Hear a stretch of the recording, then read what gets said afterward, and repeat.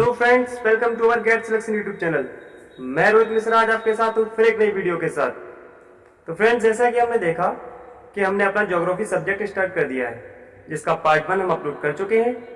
आज हम part 2 upload करने जा रहे हैं। तो मेरा उन सभी से निवेदन है जो इस वीडियो को पहली बार देख रहे हैं कि आप प्लेलिस्ट में जाकर पहले मेरा पार्ट 1 देखिए, जिससे कि एक लिंक बना रहेगा और आपका इस सब्जेक्ट्स में इंटरेस्ट आएगा। हमने अपने वीडियो के पार्ट 1 में अपने सब्जेक्ट की एक रूपरेखा या पृष्ठभूमि में उसकी तैयार कर ली थी, जिसमें हमने देखा था कि हम ज्योग्राफी को 2 भागों में डिवाइड करके पढ़ेंगे। फिजिकल ज्योग्राफी यानी कि भौतिक भूगोल और ह्यूमन ज्योग्राफी अर्थात मानव भूगोल।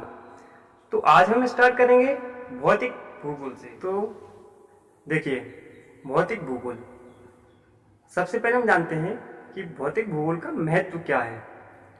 तो इस भौतिक भूगोल यानी फिजिकल ज्योग्राफी का महत्व समझने के लिए हम एक भूगोलवेत्ता ज्योग्राफर हुए जिनका नाम था फिलिप।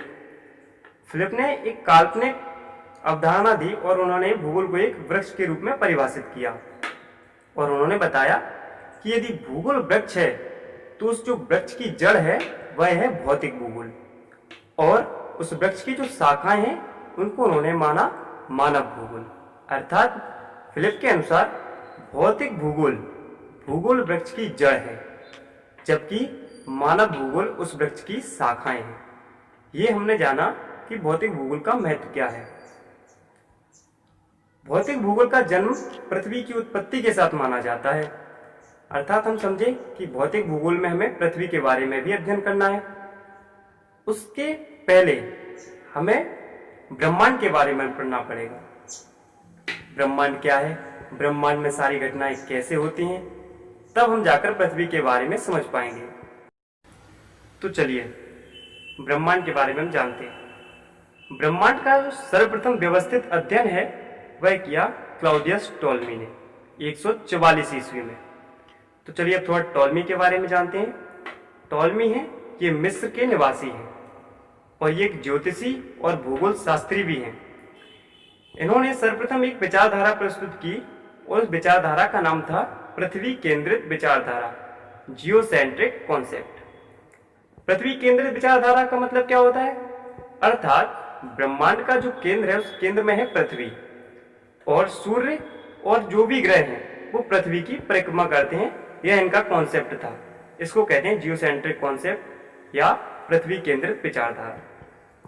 टॉलमी के इस कॉन्सेप्ट को 1543 ईस्वी तक लोग बाग मानते चले आए। यानी 140 ईस्वी में उन्होंने यह कॉन्सेप्ट दिया और 1543 तक लोग बाग इसी कॉन्सेप्ट को अपनाते आए।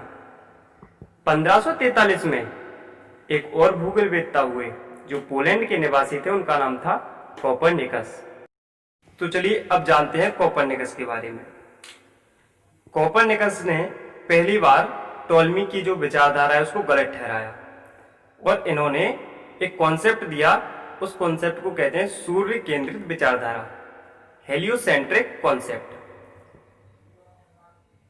टॉलमी ने बताया था कि पृथ्वी ब्रह्मांड के केंद्र में है, लेकिन कोपरनिकस ने बताया कि पृथ्वी नहीं, सूर्य ब्रह्मांड के केंद्र में है और पृथ्वी और अन्य जो ग्रह हैं वह सूर्य की परिक्रमा करते हैं। इनका अध्ययन मात्र सौरमंडल तक ही सीमित रहा। इन्होंने सौरमंडल के बारे में और ज्यादा कुछ ज्ञात नहीं किया और ना ही इन्होंने उसके बारे में कुछ और अवधारणाएं दी। हाँ, लेकिन इन्होंने सौरमंडल के अध्ययन करने के लिए एक मार्ग प्रशस्त कर दिया था। इसी प्रकार सन 1805 में एक ब्रिटेन के खगोल शास्त्री थे जिनका नाम था विलियम हर्शे। इन्होंने दूरबीन की सहायता से अंतरिक्ष का अध्ययन किया और इन्होंने 3 बातें बताई। इन्होंने कहा जो कोपरनिकस की अवधारणा है वह सही है। अर्थात कोपरनिकस ने क्या बोला था कि सूर्य ब्रह्मांड के केंद्र में है, और इन्होंने कहा जो कोपरनिकस ने कहा है वह सही है। इन्होंने दूसरी बात बताई कि सौरमंडल हमारी आकाशगंगा का एक छोटा भाग है और आकाशगंगा में सूर्य से बड़े बड़े भी बहुत से तारे हैं।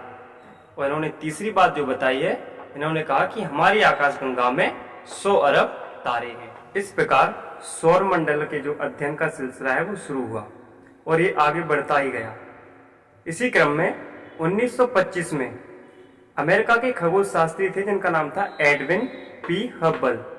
इन्होंने बताया कि हमारे ब्रह्मांड में केवल एक आकाशगंगा नहीं बल्कि लाखों आकाशगंगाएं हैं। इस प्रकार इन खोजों का सिलसिला चलता रहा है और अगर हम इसका एक निष्कर्ष देखें और ब्रह्मांड की परिभाषा के निष्कर्ष पर पहुंचे तो ब्रह्मांड की परिभाषा कुछ इस प्रकार होगी: असीम और अनंत अंतरिक्ष जिसमें लाखों करोड़ों आकाशगंगाएं विचरण कर रही हैं, जिसका दूर दूर तक कोई और ना ढूंढा जा सके, उसे ब्रह्मांड कहते हैं। इस प्रकार ब्रह्मांड और पृथ्वी की उत्पत्ति के संबंध में वैज्ञानिकों ने कुछ विचारधाराओं को प्रस्तुत किया। इन विचारधाराओं को हम दो भागों में प्रस्तुत करते हैं: एक तारक सिद्धांत जिसको कहते हैं मोनिस्टिक कॉन्सेप्ट और द्वितारक सिद्धांत जिसको कहते हैं डुअलिस्टिक कॉन्सेप्ट। तो आइए इन सिद्धांतों को जानते हैं। सबसे पहले बात करते हैं एक तारक सिद्धांत की। जो इसके समर्थक हैं वो ये मानते हैं कि पृथ्वी और अन्य ग्रहों की उत्पत्ति एक तारे से हुई है। इसमें जो सबसे महत्वपूर्ण विचारधारा है वह जर्मन दार्शनिक इमैनुअल कांट की गैसीय विचारधारा है और इसी विचारधारा का एक संशोधन है वह प्रस्तुत किया 1796 में गणितज्ञ लाप्लेस ने, जिसे कहते हैं निहारिका विचारधारा। इसी प्रकार हम बात करते हैं द्वितारक सिद्धांत की। इसके समर्थक ये मानते हैं कि पृथ्वी व अन्य ग्रहों की उत्पत्ति दो तारों से हुई है। इसमें जो सबसे महत्वपूर्ण विचारधारा है वह है कास्ते द बफन एवं जेम्स जीन की ज्वारीय विचारधारा या फिलामेंट थ्योरी। ये जो निहारिका विचारधारा है इसके बारे में हम बाद में डिटेल से जानेंगे। अभी केवल हमें यहाँ इतना ही जानना था कि इसका महत्व क्या है। इसके बाद हम देखते हैं इन दोनों सिद्धांतों के अलावा जो पृथ्वी और ब्रह्मांड की उत्पत्ति के संबंध में प्रेजेंट में जो सबसे प्रचलित विचारधारा है, सर्वमान्य विचारधारा है, वह है बिग बैंग थ्योरी, जिसे हिंदी में कहते हैं महाविस्फोटक सिद्धांत। तो चलिए अब जानते हैं बिग बैंग थ्योरी के बारे में। बिग बैंग थ्योरी का प्रतिपादन बेल्जियम के खगोल शास्त्री जॉर्ज लेमेंतियर ने 1966 में किया। इनके अनुसार आज से 13.7 अरब वर्ष पूर्व गुरुत्वाकर्षण बल के कारण जो ब्रह्मांड का समस्त पदार्थ है वह ब्रह्मांड के केंद्र में एकत्रित होने लगा और यह अति छोटे गोलक जिसे हम एकाकी परमाणु या गुरुत्वीय विसंगति कहते हैं उसके रूप में स्थित हो गया। इसका आयतन अत्यधिक सूक्ष्म और तापमान और घनत्व अनंत था जिसका कोई मापन नहीं है। अत्यधिक ऊर्जा केंद्र में विद्यमान होने के कारण इसमें महाविस्फोट हुआ। इसे ही हम बिग बैंग थ्योरी के नाम से जानते हैं। इस विस्फोट के मात्र 1.43 सेकंड में वर्तमान ब्रह्मांड का निर्माण हुआ जो हम देखते हैं, जिसमें पृथ्वी और अन्य 8 ग्रह हैं। तो फ्रेंड्स, आज हमने बिग बैंग थ्योरी तक आज का ये टॉपिक हम यहीं पर समाप्त करते हैं। इसके बारे में कुछ और बातें हैं जिसको हम अगले पार्ट में जानेंगे। और अगर आपको हमारा ये वीडियो पसंद आता है तो इसको लाइक करिए, कमेंट करिए और अगर आप हमारे चैनल पर नए हैं तो हमारे चैनल को सब्सक्राइब कीजिए। साथ ही बेल आइकन दबाना ना भूलें जिससे कि आगे आने वाली वीडियोस के नोटिफिकेशन आपको मिलते रहें। थैंक यू, धन्यवाद।